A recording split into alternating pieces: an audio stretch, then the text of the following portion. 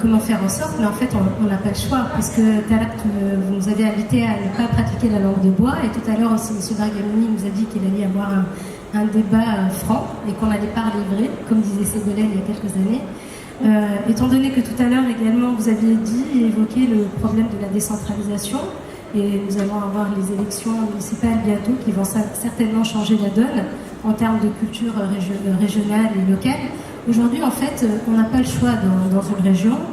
Je vais prendre l'exemple de la région du Gélid, donc la région de Tozeur. Si les initiatives émanant des institutions publiques sont présentes, mais restent quand même assez confidentielles, depuis une vingtaine d'années, ce sont toujours les mêmes événements qui se réitèrent chaque année, qui ont un objectif plutôt touristique qu'un objectif d'intégration des populations locales. Ça reste louable, le tourisme culturel est bon. Tout à fait. Le tourisme culturel fait partie aussi de l'économie créative. On a parlé de culture tout à l'heure, mais on a oublié de définir un petit peu. Et avec votre permission, je reviendrai tout à l'heure sur qu'est-ce qu'on entend par culture aujourd'hui en Tunisie, qu'est-ce que cela embrasse. Tout à l'heure, M. Matali a parlé de l'événementiel, des festivals, mais dans la culture aujourd'hui, il n'y a pas que cela. Nous avons les arts plastiques, les arts visuels, le cinéma, les jeux vidéo, le gaming. Tout à l'heure, on a parlé d'artisanat, on a parlé de mode, on parle d'édition, de tourisme créatif, de publicité, de création numérique.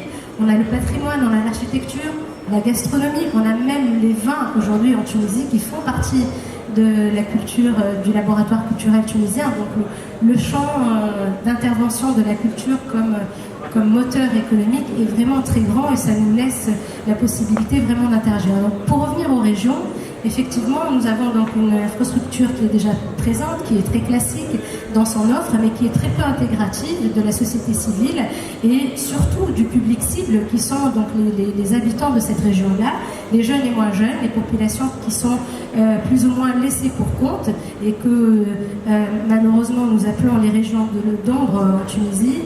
Donc s'il n'y avait pas des initiatives qui émanent des privés, donc ce sont des promoteurs privés qui participent à la réflexion sur la redynamisation du territoire, funding, qui a été initié par la société civile, par une association de développement du tourisme oasien et saharien, qui a saisi en fait l'importance des décors de Star Wars dans la région de Tozeur, qui sont un catalyseur en fait économique, un moteur qui fait vivre des artisans, qui fait vivre des guides touristiques, des hôtels, des restaurateurs, et un point en fait dans le désert vers qui tous les opérateurs touristiques convergent.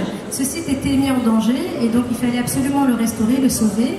Donc avec cette association-là, main dans la main avec le ministère du Tourisme, le ministère de la Culture et le gouvernorat de Tozeur, et pour le coup les autorités locales, les gouverneurs, les délégués régionaux ont joué le jeu. Nous avons créé en fait une plateforme de communication et de levée de fonds pour valoriser cette région-là. Nous avons levé des fonds pour sauver le site, mais pas seulement, puisque cette opération-là avait pour but de créer une dynamique économique. Maintenant que le site est sauvé, si vous allez à Neftar Engagement sur le site de Star Wars, vous allez découvrir sur place une petite boutique qui fait vivre des artisans, un endroit où une petite salle où il y a des formations de guides pour faire découvrir donc le désert dans sa diversité, la gastronomie, l'artisanat, mais également à travers un prisme cinématographique pour les fans de Star Wars. Cette association-là, via cette action-là, continue à former dans la région, continue à mener des actions autour du site et fédère avec elle plein de jeunes, plein d'associations, plein d'événements. Donc c'est un projet qui est pérenne.